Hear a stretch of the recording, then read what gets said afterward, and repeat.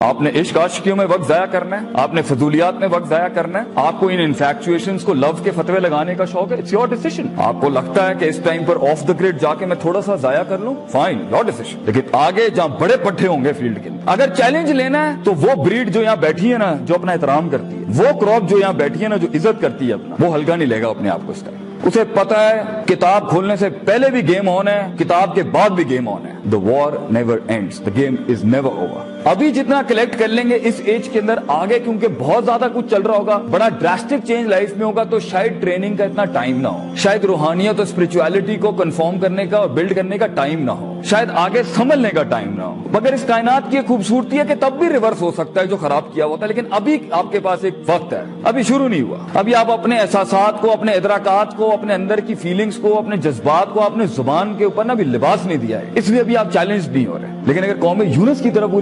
پوری بینچ یہاں بیٹھ کے آج فیصلہ کر لینا، no we are not average people, میں ایوریج چیز کھڑی نہیں کروں گا، پراپر وقت پہ پہنچوں گا، سارے ریسورسز کے ساتھ پہنچوں گا، سارے وسائل لے کے پہنچوں گا، اللہ کو لے کے پہنچوں گا، دین لے کے پہنچوں گا، معاشرہ لے کے پہنچوں گا، کائنات کو ایک کائنات بخش جاؤں گا، مزاجوں کو ایک مزاج بخش جاؤں گا، اور پھر آگے جاؤں گا اور پھر ہینڈ اوور کرتا جاؤں گا پیچھے والوں۔